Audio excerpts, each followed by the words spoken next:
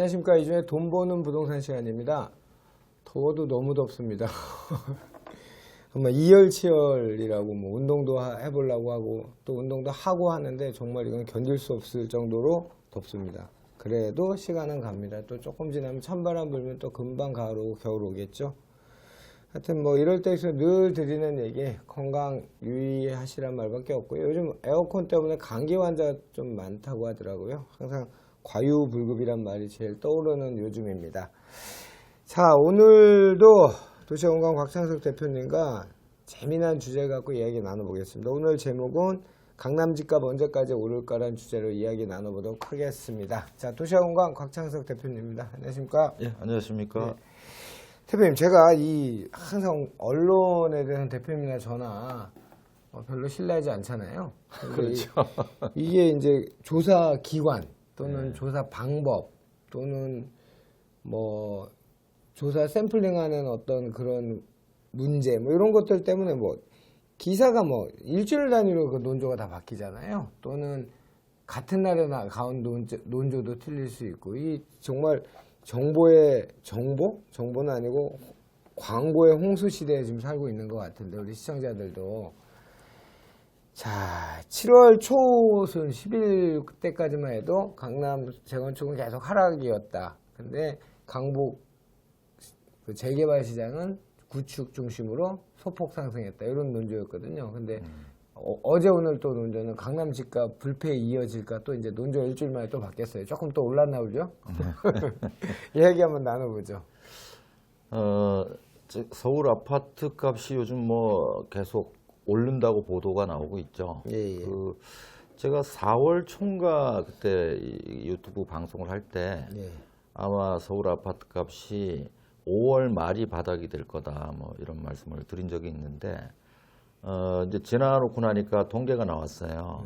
보니까 한국감정원 통계 기준으로 보니까 5월 말은 아니고 6월 첫째 주를 바닥으로 그 이후에는 상승폭이 조금씩 커지고 있더라고요. 재건축이요? 아니면 재개발? 아니, 서울 전체 아파트가. 예. 이제 그 이후에도 서울에서도 강남 아파트 값은 이제 회복이 그때는 안 됐었고 대신에 이제 강북의 아파트 가격이 오르면서 평균 상승률 높여준 상황이었는데 이제 7월 들면서 강남의 그 저가 매물들 특히 이제 뭐 재건축들까지도 호가가 아주 낮게 나와 있던 매물들이 소화가 되면서 이제 뭐 최근 들어서는 뭐 다시 서울 아파트 값이 뭐 오른다, 뭐 강남 불패 이어지나 이런 기사들이 나오고 있거든요.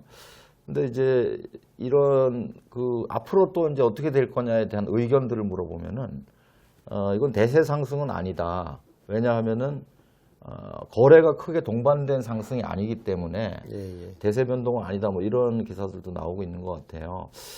근데 이제 그 지금 집값이 오르는 거는 상당히 구조적인 문제입니다. 여기 근본적인 원인을 정확하게 분석하지 못하면 늘 뒷북을 칠 수밖에 없을 것 같아요. 곽 대표님 생각은 어떠세요? 지금 구조적으로 오르는 판을 짜놓은 거예요. 그 말하자면 매물이 나올 수 없게 해놨기 때문에 그렇죠. 어쩌면 오르면 오를수록 더 매물이 못 나오는 구조가 돼 있어요. 그렇죠. 그래서 뭐 예를 들어서 한 10억쯤 하던 아파트가 극단적으로 20억이 되면 이제 차익을 실현했으니까 물건이 나올 수 있어야 되는데 또 세금이 그만큼 더 늘어나 버리거든요. 68%잖아요. 6억 8천을 내야 되니까. 그러니까 오르면 오를수록 더 매물이 잠기게 되는 그런 구조를 갖고 있고요. 오늘 제가 이 강남 집값 언제까지 오를까 이거 사실 좀 우문입니다. 우문.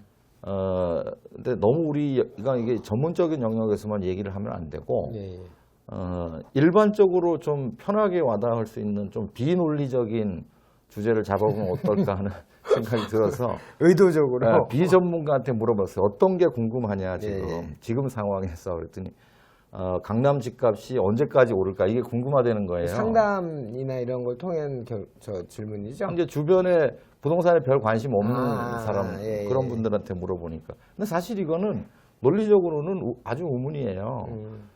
예를 들어서 우리가 물가가 언제까지 오를까 이런 질문 들으면 어떠세요? 물가가 뭘 언제까지 올라야 계속 오르지. 그러니까 재화의 가격이라는 거는 네. 시간이 지나면은 이제 인플레가 되니까 자연스럽게 오르게 돼 있는 건데 네. 사실 이제 이 강남 집값의 경우에는 뭐 일반 재화하고는 좀 독특한 성격이 있죠. 굉장히 그 정부 규제에 타겟이 돼 있는 그런 재화거든요. 이러다 보니까 오를 때는 오르고 또 상당한 침체 기간 또 내릴 때도 있고 이런 식으로 플락츄에이션을 반복하는 경향성을 띠고 있거든요. 그래서 많은 분들이 지금은 거의 강남 불패 신화에 사로잡혀 있는 걸 느끼고 있습니다. 그냥 너도 나도 강남을 가고 싶고 강남이 안 되면은 중강남이라도 아니면은 인서울은 꼭 해야 되겠다. 서울 바깥은 난 쳐다보지도 않는다. 뭐 이런 분들이 지금 대세인 것 같아요. 근데 이런 생각을 조금만 빨리 했었으면은 좋았는데 작년 4월 이전에는 들어올 기회가 많았었는데 그때는 아무리 사라고 해도 그때는 또 너무 비싸다고 느끼는 거고 지금은 비싸다고 해도 들어오려고 그러는 거고 제가 이제 뭐 에피소드 비슷한 경험이 있는데 2013년, 14년 이때쯤에 서울에도 아파트 미분양들이 꽤 있었어요. 있었죠. 예. 특히 이제 2013년도에는 워낙 뭐 미분양들이 많고 하니까 이 그 미분양 주택 또는 1세대 1주택자가 가진 주택을 취득하면은 양도세를 한시적으로 면제해주는 네. 그 조세특례 제한법 특규가 있었는데 이때 반포에 분양을 했던 지금으로서는 최고가 아파트가 돼 있는 반포 아크로 리버파크가 있죠. 네. 이게 이제 미분양이 났어요. 20평대가 미분양이 났는데 저한테 이제 상담하러 와서 이게 평당 3,900만 원, 거의 4천만 원대 분양을 했는데 이 주변에 얘기를 들어보면은 이거 너무 비싸서 도저히 더 오르기에는 힘들다. 이거 미분양으로 계속 남을 거다. 이런 의견이 주류를 이뤘어요. 그런데 이제 지금 상황 어떠냐면 그 아파트가 평당 8천만 원이 됐어요. 예.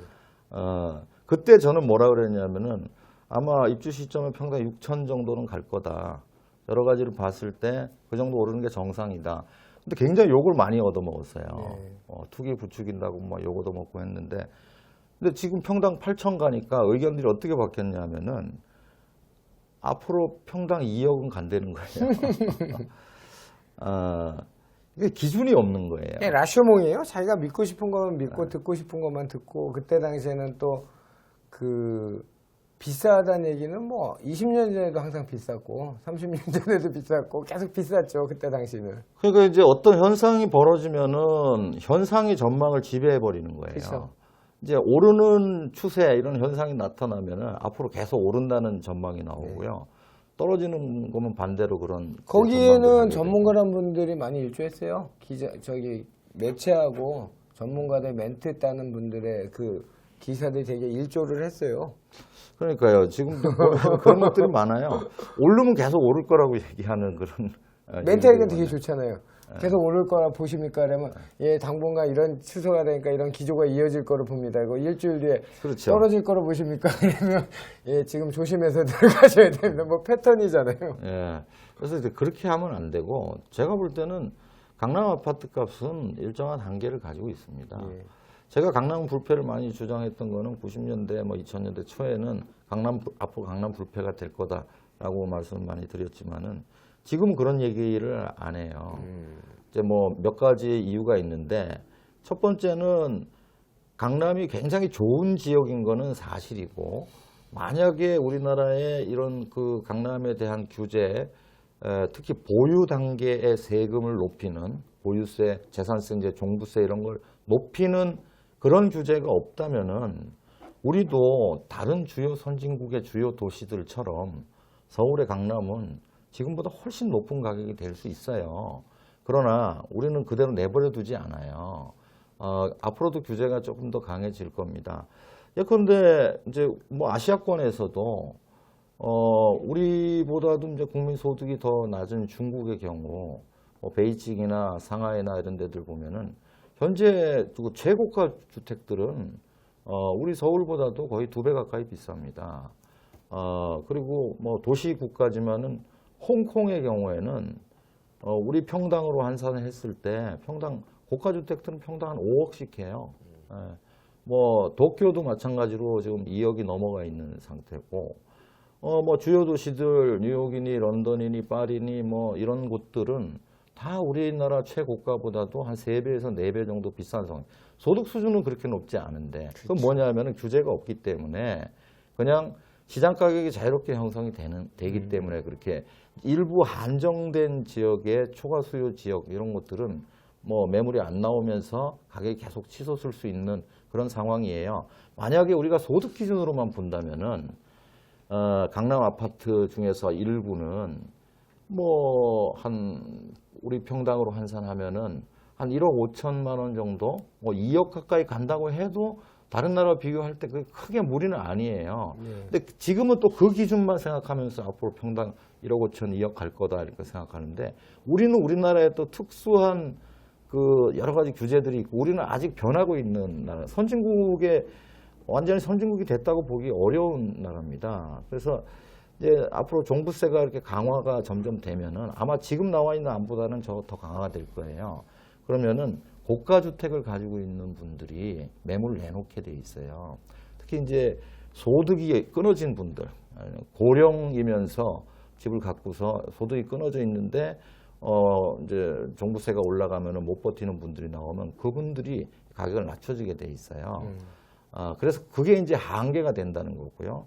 또 한 가지는 뭐냐면 우리 지금 강남만 있는 것처럼 보이지만은 사실 아직은 서울이나 서울 주변은 입지의 변동이 충분히 가능한 도시입니다. 뭐 앞으로 용산이 또 개발될 수 있고요. 예. 여의도도 또 뭐 어쨌든 재건축이지만 개발이 될 수가 있고, 판교도 점점 커지고 있고요. 송도도 아직 국제 업무지구는 들어서지도 않은 상태입니다. 또 영종도도 기다리고 있고요.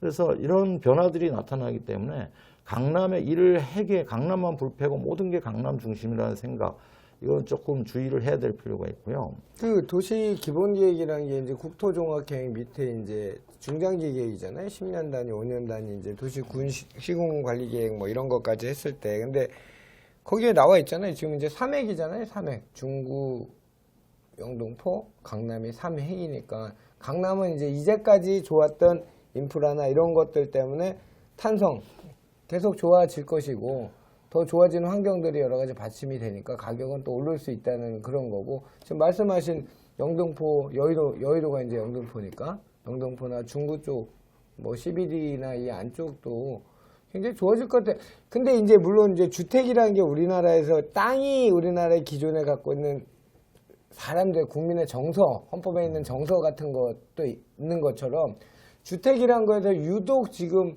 청산주를 자꾸 이런 거를 표방하다 보니까 정의로운 사람들로 인해서 주택 가격이 오르면 안 된다는 이런 시류, 이런 게 형성되는 것도 큰 문제인 것 같고, 제가 봤을 때는 지금 말씀하신 것처럼 뭐 보유세나 그리고 연세 드신 분들이 세금을 계속 나오면 내놓으셔야지고 어떡하세요.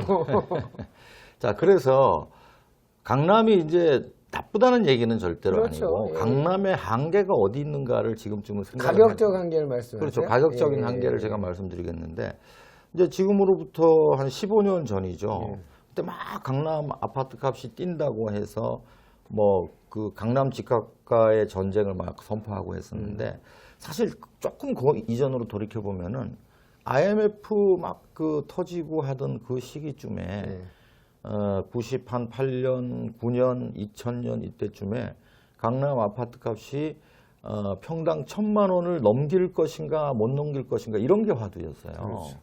그런데 그로부터 한 3, 4년 지나니까 한 2003년, 4년 이때쯤 되니까 그냥 1,000만 원이 아니고 평당 3,000만 원 가까이 돼 있어요.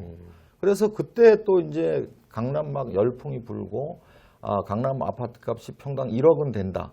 막 이렇게 얘기를 했었는데, 저는 그렇게는 안 될 거라고 봤었거든요. 그 이제 사실 이제 종부세 효과가 첫 번째고, 두 번째로는 그렇게 평당 1,000만 원에서 3,000만 원을 뛰게 된 계기가 뭐냐면 결국 분양가였어요. 그 여러분은 잘 기억하지 못하시겠지만은 그때 이제 2000년대 초에 뭐 크게 그 입지가 좋지도 않은 아파트 한 군데가 평당 3,000만 원에 나와서 히트를 친 곳이 있었어요. 그게 어디냐면은 지금 이제 지어져 있는 논현동 동양 파라곤, 아, 논현동 파라곤 아파트인데 여기가 이제 평당 2,990만 원인가 이렇게 거의 평당 3천만 원에 분양을 한 거예요. 그래서 이게 안 될 줄 알았는데 의외로 굉장히 분양이 잘 된 거예요. 그래서 이제 이런 이제 입지가 별로인 곳들도 3천이면은 앞으로 뭐 더 좋은 곳들은 뭐 5천, 1억 가겠구나 하고 생각을 했지만 그 평당 3천은 그 이후에 쭉 그냥 그대로 갑니다. 그리고 아주 고가라고 하는 것들이 겨우 오른 게 그 후에 이제 삼성동 아이파크가 평당 5천을 찍게 되고 또 그 이후에 지어진 뭐 반포 레미안 포스티지나 뭐 이런 것들이 거의 평당 한 4,500, 4,700, 5천에 좀 못 미치는 수준. 이게 이제 최고가를 형성하게 되거든요. 그러면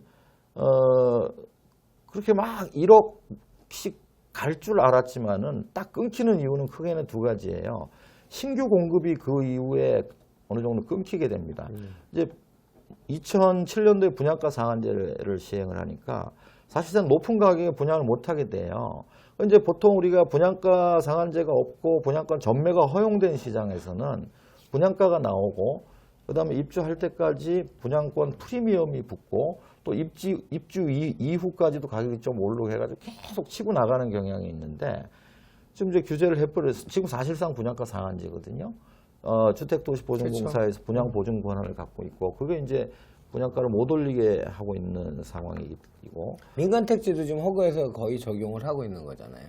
그렇죠. 원래는 이제 분양가 상한제 공공택지만 남아 있는데 분양 보증 권한이 있으니까 낮춰라 이거죠. 실질적으로, 예. 그리고 지금 이제 뭐 정권 자체가 이제 좌파 정권이니까 그런 게 더 강력하게 네. 시행이 되거든요. 근데 앞으로 이제 강남에 신규로 나온 아파트들의 분양가 계속 높아진다면은 앞으로 강남 아파트가 뛸 수 있어요. 또 지금 전매가 허용된다면 뛸 여지가 있어요. 또 보유세를 높이지 않는다면은 또 뛸 여지가 있어요. 근데 이게 세 가지가 다 붙잡고 있는 거예요. 지금 가격을. 그래서 그러면 이제 앞으로 떨어질 거냐? 그건 아니에요. 구조적으로 물건을 못 나오게 했기 때문에 거래가 계속 감소하면서 소폭이라도 뛰지만은 어느 순간에는 한계에 도달하게 되고요. 이 강남 아파트라는 게 각 단지별로 아주 그 거미망처럼 이 촘촘하게 연결돼 있습니다. 비교 여리에 있는 아파트들이 다 연결돼 있는데 그래서 어떤 한 단지가 가격이 뛰는 요인이 생기면은 뭐 신규 분양을 높게 한다든가 뭐 오르면은 주변 단지를 다 같이 올라가고 그렇죠. 그걸 이제 선도 가격이라고 그러는데 최근에 선도 가격이었던 곳이 개포동에 있었죠. 2016년도인가요? 개포 2단지, 주공 2단지 레미안 블레스티지가 이제 분양을 하면서 이 높은 분양가에도 불구하고 굉장히 그 경쟁률이 셌거든요. 이게 이제 치고 나가고, 그러면 이제 반포 쪽에 신규 분양되는 것들이 분양가가 꽤 비쌌음에도 불구하고 그 처음엔 미분양이었지만은 그 이후에 이제 전매가 허용된 단지들이 있었어요. 이 분양권 프리미엄이 굉장히 높아졌습니다. 이런 것들이 이제 선도 가격의 역할을 했던 거고요. 그래서 지금 보면은 이제 강남은 16년 이후에 상당한 공급을 했기 때문에 이제 지금도 그렇지만은 내년부터는 또 본격적인 입주장이 시작이 되거든요. 그래서 내년 정도까지는 강남에 이제 큰 변동이 없을 거고요. 이제 사실 2020년경부터 변화가 좀 생길 수 있어요. 지금 막 그 재건축 철거 이주를 하는 한강변의 재건축 대상들이 있어요. 이런 것들이 또 공급, 신규 분양을 할 때 또 선도 가격이 한번 생기게 돼요. 이때 이제 가격을 상한제를 얼마나 강력하게 적용하느냐가 사실 관건인데 지금 추세로 봐서는 그때 가도 분양가를 크게 높이기가 힘들어요. 그렇다면은 좀 조심스럽긴 하지만은 강남이 예전에 일반 가격이 3천, 최고가가 5천에서 멈춰 섰다면은 이번에는 제 생각에는 그 2배 정도 되지 않겠는가. 일반 가격 6천, 최고가는 1억 정도에서 다시 상한선을 그리게 되지 않겠는가. 그러면은 이거 보면은 거의 일반 아파트 가격이 뭐 7천, 8천까지 와 있는 상황이니까 앞으로 추가적으로 일반 아파트가 아니라 최고가가 그렇다는 거죠. 일반 아파트는 지금 강남 일반 아파트 평당 한 4,500 정도가 보통일 거예요. 그렇다면 이제 앞으로 한 20-30% 정도의 상승 여력이 남지 않았는가. 지금 이제 강남 아파트를 투자로 사는 사람들은 의미가 없어요. 투자로 사서 양도세 3분의 2 내고 뭐 또 장기보유 특별공제까지 좀 없애버린다고 하는데 이런 상황에서 세금 다 내고 뭐 또 종부세 내고 이렇게 하다 보면은 예를 들어서 향후 5년간 뭐 5억이 오르건 10억이 오르건 그거는 내 건 아니에요. 투자로 접근하면은 거의 대부분은 국가 거고요. 나머지는 은행 겁니다. 내 거는 없어요. 곽 대표님하고 이제 쭉 얘기해보고 이제 오랜 경험에 나온 이런 얘기를 듣고 저도 이제 판단을 쭉 해보면 이거는 뭐 강남 아파트 시장 문제뿐만 아니고 일단 대전제는 공급이 부족하다. 노후주택이 늘고 있다. 20년 이상 된 주택이 삶의 질이 불편하니까 새 아파트를 공급을 해야 되는데 그걸 공급을 못한다. 그러면 구축 가격은 올라야 되는데 여러 가지 제약 때문에 못 오른다. 인위적으로 누른다. 그러면 지금 강남만의 문제가 아니고 이 2003년, 2002년 곽 대표님이 많이 활동하실 때 시기 이제 저는 토지 처음 입문해서 개발 시작한 이 시기에 주택 가격이라는 거는 정부 정책이 다 만들었다고 저는 보거든요. 그러니까 정부에서 부동산 시장을 깔아주는 거죠. 신도시 제2기 신도시 개발할 테니 뭐 계속 끊임없는 개발 호재 소스를 정보를 제공하면서 그래서 결론은 저는 강남이든 뭐든 조금 비과학적이지만 그 부동산 투자는 타이밍이다라는 게 맞는 것 같아요. 그러니까 내 집 하나 일수요자는 그냥 내가 살면서 편한 지역에 집값 신경 쓰지 말고 살고 원론적인 얘기지만 나머지 투자로서 재화로서의 부동산은 그 중장기 계획에 따라서 어느 시점에 내가 들어가느냐 전문가들 조언 받아서 또 본인이 판단해서 결론은 그렇게밖에 도출이 안 될 것 같아요. 예전에 저 아까 얘기하신 것처럼 IMF 지나고 또는 김대중 정권 들어왔을 때 양도세 한시적 감면해갖고 수십억씩 양도세 하나도 안 낸 아파트들도 많잖아요. 강남 쪽에. 그러니까 그건 뭐 다 자기 복이죠. 뭐 근데 그거를 인지적으로 다 맞출 수는 없는 거고 정부에서 이제 기조, 정부에서 주택을 부양한 근데 지금 정부에서는 아까 말씀하신 것 끊임없이 누르는 좌파 정권이다 보니까 뭐 명분은 뚜렷하죠. 국민의 주택 가격 안정, 하향 안정세 어느 정부나 목표로 했던 그걸 달성했다 생각을 하니까 하여튼 저는 뭐 지금 말씀하신 모든 걸 다 인정하고 또 제 의견을 더한다면 투자라고 생각한다면 그러니까 내 집 하나는 무조건 편한 데 갖고 있고 투자라는 재화로서의 부동산은 좋은 지역을 중장기간적으로 봤을 때 타이밍을 잘 맞추는 게 더 중요하다. 저는 그렇게 생각합니다. 물론 중요한 의견이시고요. 그런데 그 타이밍을 정말 그 타이밍이 왔을 때 찾기가 굉장히 어렵거든요. 그래서 저는 계속 이제 작년 4월 이전이 강남 아파트로 들어갈 타이밍이었고 지금은 투자로서 강남 아파트에 진입하기에는 늦었다고 말씀을 드려요. 그러면은 많은 분들이 의아해해요. 더 오를 것 같고 막 이런데 왜 혼자 다른 목소리를 내느냐 이렇게 말씀하시는데 아마 시간이 지나고 보면 아시겠지만 한국의 부동산 주택 시장은 이 정책에 따른 정책 규제에 따른 특수성을 분명히 가지고 있어요. 이 부분을 정확하게 이해하지 못하면 안 되고요. 결국 이 투자자가 없다면은 강남에 지금 뭐 이렇게 저가 매물을 소화해내는 층이 결국 실수요층이라고 봐야 되거든요. 실수요층들은 투자 수요하고 좀 다른 특징이 있죠.